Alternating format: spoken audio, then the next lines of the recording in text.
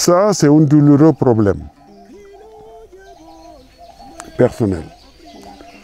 Ça a beaucoup troublé ma vie d'homme et ma vie de champion. Un jour,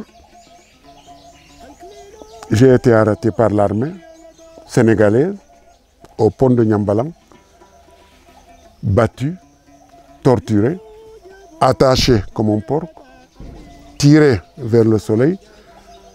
Et le jeune qui s'amusait à me torturer m'a dit, c'est ici où on tue les Casamanciens. Tu as vu là-bas, là, c'est là-bas on les enterre.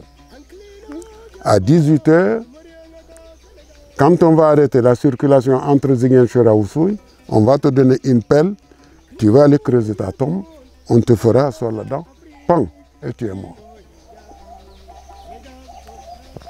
Il s'amusait, il m'a dit c'est comme ça, tout ça c'est des tombes de Casamanciens. Bien. Là-bas où on m'a attaché, comme un porc, les mains, tout ça, j'ai des traces. Cette trace-là fait partie de ça. Alors j'ai vu, je crois que c'est le dernier taxi qui passait pour Oussouye.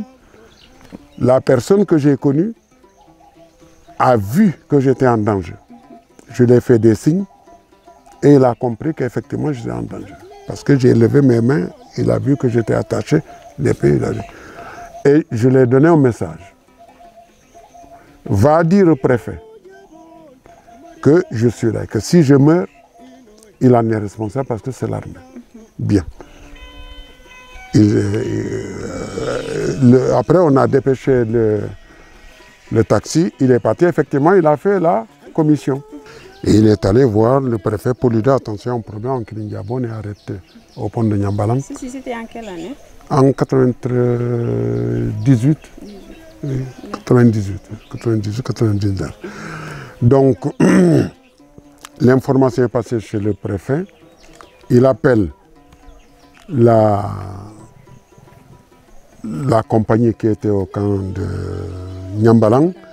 Et aussi, il a alerté mes amis de la RADDHO, parce que j'étais le secrétaire général régional de la RADDHO, la rencontre africaine pour la défense des droits de l'homme, et j'ai beaucoup travaillé en collaboration avec Amnesty International. Donc quand cela est arrivé à Dakar, il y a eu, je ne sais pas ce qui s'est passé, mais on est venu me dire tu as la chance. On m'a détaché et je suis parti.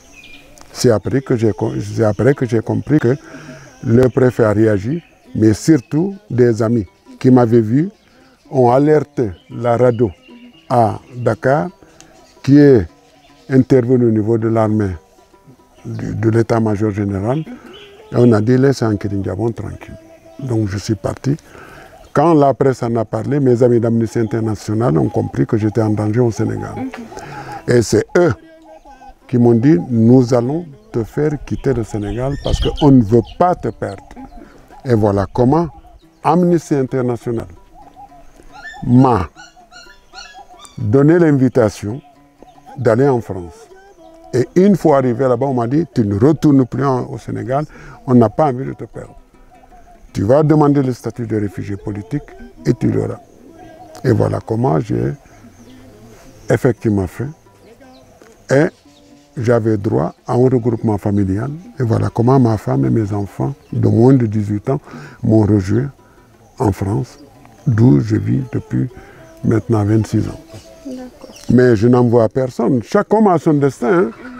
Moi, quand je vois comment le président Diomaye Faye est devenu président avec Ousmane Sonko, Premier ministre, je dis c'est la destinée d'un homme. Là où tu dois passer, personne ne peut t'empêcher de passer par là. Comment vous pouvez comprendre un homme politique comme Diomaye Faye et Ousmane Sonko, on les libère, 10 jours après, il y a des élections nationales, l'un devient président, l'autre Premier ministre. C'est leur vie. Moi, en Kilindiabon, c'est comme ça. Moi, mon père ne m'a pas enseigné le judo, ni ma mère. Mais je suis devenu aujourd'hui, sans me vanter, l'Africain le plus titré en judo et le Sénégalais le plus titré en judo. Pourquoi? Parce que le bon Dieu, j'ai suivi ma ligne que le bon Dieu m'a tracée. Mais après ceci, vous n'avez pas cherché aussi à savoir le pourquoi ils vous ont maltraité? On me reproche d'être en contact avec Amnesty International pour leur donner des informations suite aux violations des droits de l'homme en Casamance, en tant que secrétaire régional de la RADDHO. Nous faisions des enquêtes dans les villages pour voir les violations des droits de l'homme au niveau des personnes. À l'époque, une famille violée par un militaire, tu ne portes pas plainte. Parce que c'est normal. Je connais des atrocités. Des gens à qui on a volé leur troupeau, leur ceci, leur cela. Et nous étions chargés de faire connaître à l'opinion nationale et internationale ce qui se passe en Casamance. Et j'étais le secrétaire régional de la RADDHO à Ziguinchor. Et c'est pour cela que j'ai été arrêté, battu, torturé. Il restait 1 heure pour être exécuté. J'avais 1 heure de vie. S'il n'y avait pas cette intervention, en Kilingabon, on l'aurait enterré depuis plus de 20 ans. Voilà.